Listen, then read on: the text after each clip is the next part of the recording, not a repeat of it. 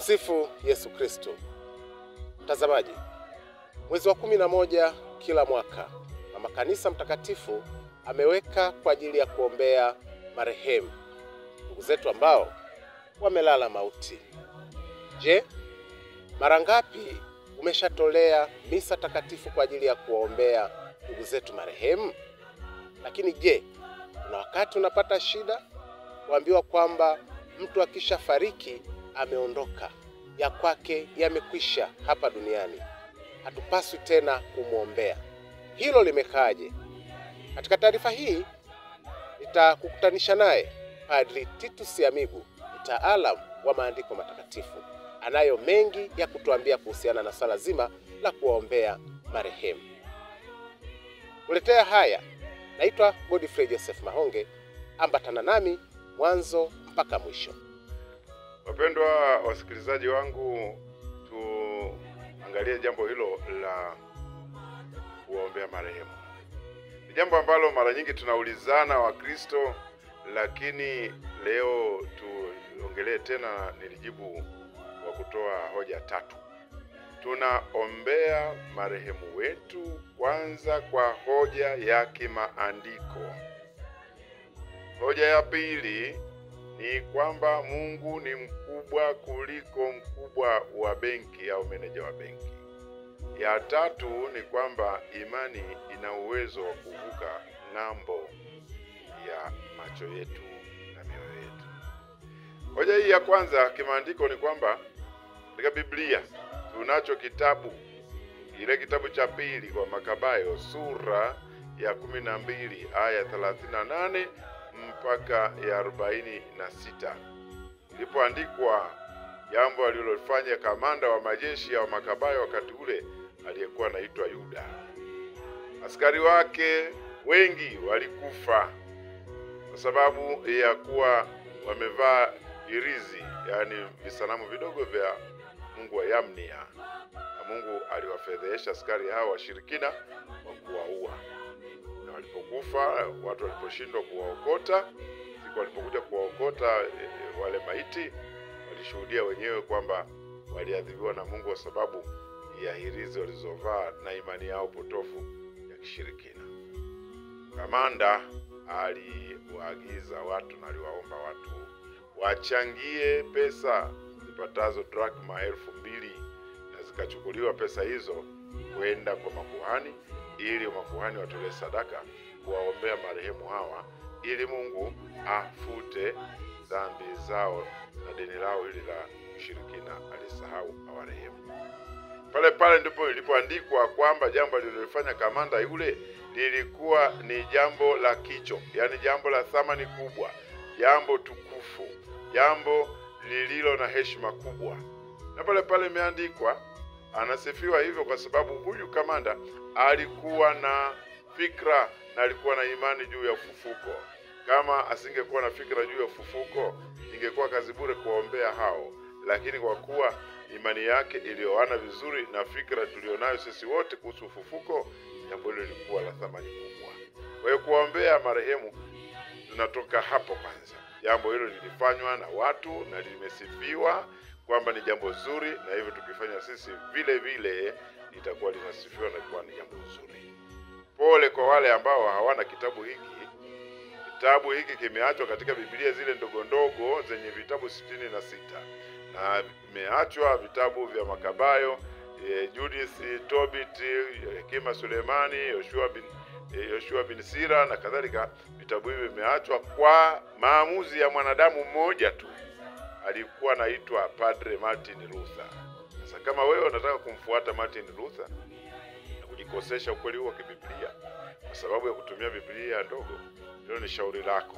Lakini rudi katika Biblia ya wazee na wazee na wazee na wazee iliyotumika karne hata 16 kabla ya kuzaliwa Martin Luther. Rudi kule, pate ukweli huu wa kibiblia, alafu uendelee na heshima kwa ombea marehemu wetu. Na sio hivyo tu, Yesu mwenyewe alizungumza kuhusu hili hapa kwamba baada ya kufa kwetu kuna uwezekano wa kusamehewa dhambi zetu.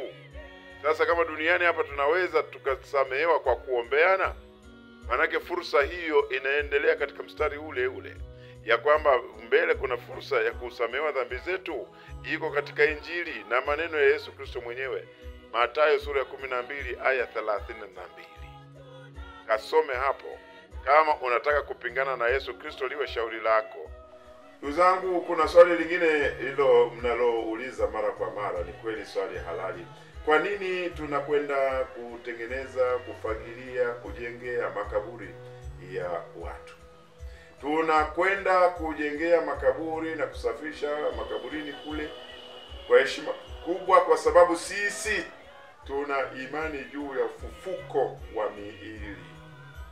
Tunaloamini na tunalojua ni kwamba unapokufa leo, ukifa leo au kesho, wewe roho yako ndio itakayoletwa katika hukumu ya kwanza, na pale kadiri ya matendo yako na maneno yako na kutimizwa kwako wajibu na mawazo yako, roho yako itahukumiwa kuingia katika hali ya mbinguni au toharani au motoni.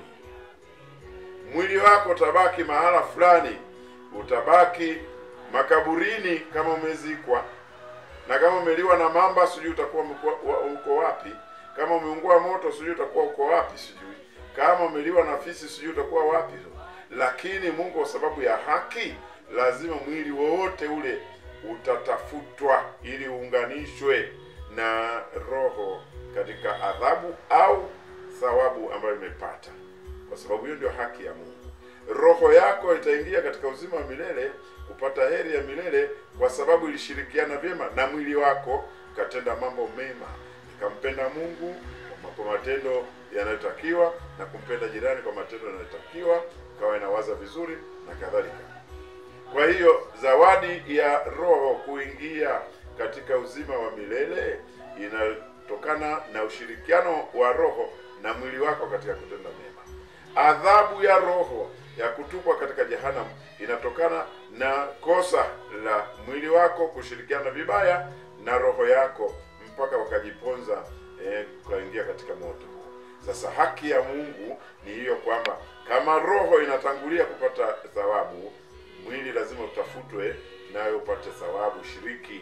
Au kama roho imetupwa katika jehanamu yenye ipata adhabu, basi mwili nao ulioshiriki kutenda maovu yale lazima utafutwe, ushiriki adhabu. Jambo hili ni la haki. Sasa kama tunaamini kuhusu kufufuka kwa miili, ilipolala ile miili ambayo tunafahamu ilipo, hiyo iliyoliwa na simba, hiyo iliwa na mamba, Mungu mwenyewe ataitafuta huko iliko. Sisi sio swala letu, anajua yeye mwenyewe. Kama tukuwapo zamani miaka 200 iliyopita, hata shindwa kuileta miili iliyoliwa na simba, hata shindwa kuileta miili iliyoungua na moto, hata shindwa kuleta miili iliyoliwa na mamba.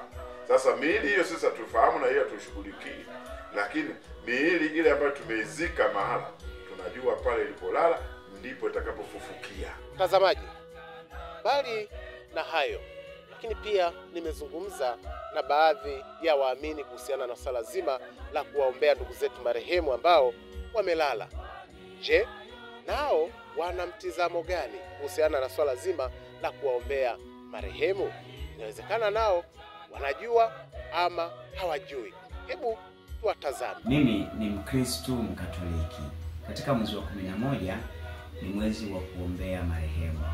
Ninachofahamu katika binadamu wetu, hatuwezi tukafa tukiwa tumetakata kabisa kabisa. Basi ni wachache wenye neema hiyo. Na kwa sababu hiyo basi tunapita katika eneo linaloitwa toharani. Na mwezi wa 11 wa makanisa ametupa wakati mzuri na maalum kwa ajili ya kuwakumbuka marehemu wetu, ili watoke katika hali hiyo ya mateso na kwenda kuona uso wa Mwenyezi Mungu. Na waasa wa Katoliki basi kutafuta muda wa kutosha katika mwezi wa 11 na kuombea marehemu wetu. Raha ya milele wape Bwana, na mwanga wa milele uangazie, wapumzike kwa amani. Amen. Yesu Kristo. Jina langu naitwa Priska Mhema. Mwezi wa 11 ni mwezi ambao umetengwa na kanisa, mwezi wa kuombea ndugu zetu marehemu waliotangulia mbele za haki. Ni mwezi wa pekee sana. Kwa hiyo sisi kama Wakristo tunaaswa kuwaombea ndugu zetu marehemu. Sala zetu, dua zetu, na tunapopeleka sala zetu kwenye ibada za misa kuwaombea, wale marehemu wanapata ondoleo la dhambi. Tumsifu Yesu Kristo. Raha ya milele uwape e Bwana, na mwanga wa milele uangazie. Wapumzike kwa amani. Amina. Raha ya milele uwape e Bwana, na mwanga wa milele uangazie. Ndugu zetu marehemu wapumzike kwa amani. Amina. Raha ya milele uwape e Bwana, na mwanga wa milele uangazie.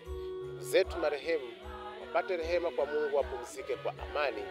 Amina.